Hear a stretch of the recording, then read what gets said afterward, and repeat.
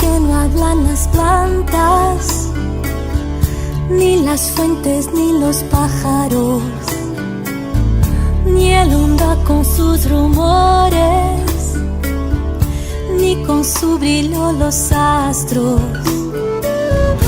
Lo dicen pero no es cierto, pues siempre cuando yo paso de mí murmuran y exclaman: ahí va la loca soñando.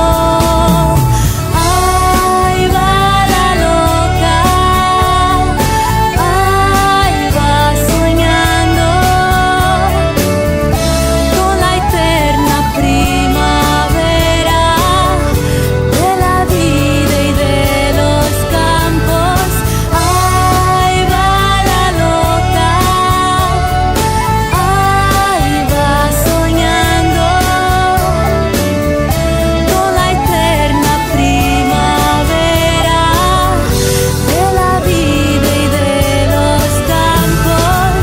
Y ya ven pronto, bien pronto, tendrá los cabellos canos y ven temblando aterida que cubre la escarcha el prado.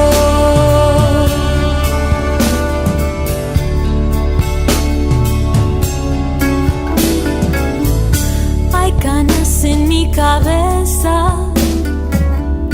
hay en los prados escarcha, mas yo prosigo soñando, pobre incurable sonámbula.